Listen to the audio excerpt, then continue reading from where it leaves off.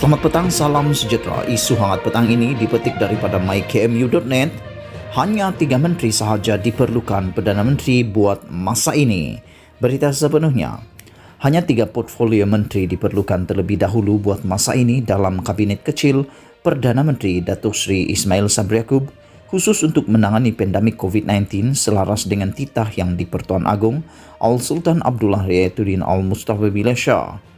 Penganalisis politik dan geostrategis dari Universiti Teknologi Malaysia UTM, Dr. Azmi Hassan berkata, 3 portfolio berkenaan ialah Menteri Keuangan, Menteri Kesihatan dan Menteri Perdagangan Antarabangsa dan Industri MITI. Yang nampak ketara sangat adalah Menteri Keuangan, Menteri Kesihatan dan Menteri MITI. Itulah yang dikatakan kritikal, yang mana menteri ini bertanggungjawab secara terus terhadap hal-hal pandemik. Dan juga sekarang, Ismail Sabri kata ada 2 jawatan kuasa, iaitu jawatan kuasa Majlis Pemulihan Negara dan jawatan kuasa menangani pandemik. Jadi dalam kedua-dua jawatan kuasa ini, ketiga-tiga portfolio menteri ini memainkan peranan, katanya kepada Sinar Premium pada Isnin. Beliau berkata demikian ketika diminta mengulas beberapa pandangan yang mahu Ismail Sabri menyediakan kabinet yang kecil. Terlebih dahulu, dalam membantu beliau memulihkan negara dalam krisis kesihatan dan ekonomi. Ismail Sabri memulakan tugas secara rasmi di Putrajaya di Perdana Putra pada Isnin. Ismail Sabri memulakan tugas secara rasmi di Putrajaya pada Isnin. Pentadbiran bekas Perdana Menteri Tan Sri Muhyiddin Yassin sebelum ini mempunyai 70 menteri dan timbalan menteri. Azmi menambah, jika isu pandemik dapat ditangani dengan kabinet yang kecil, maka ekonomi dan politik negara akan menjadi lebih stabil. Sebab yang lain adalah meredahkan permintaan parti politik.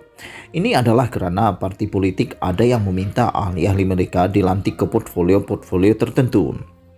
Jadi kalau Ismail Sabri sebagai Perdana Menteri hanya membentuk kabinet portfolio penting sahaja, maksudnya mengambil orang yang berkaliber dan bukan bersadarkan parti, maka ia boleh mengurangkan kemarahan mereka yang tidak dilantik daripada parti-parti tertentu, katanya.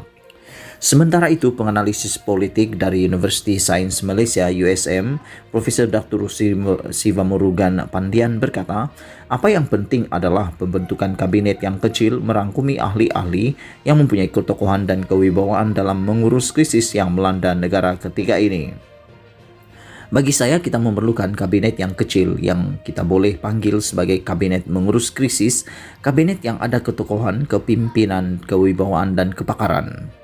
Kabinet itu juga harus berdasarkan kepada merit dan bukan kredit, hanya kerana diberikan sokongan kabinet yang berdasarkan kualiti dan bukan kuantiti seterusnya dapat beri gambaran untuk mengurus kemahuan rakyat dan bukan mengurus kemahuan politik, katanya pada Isnin.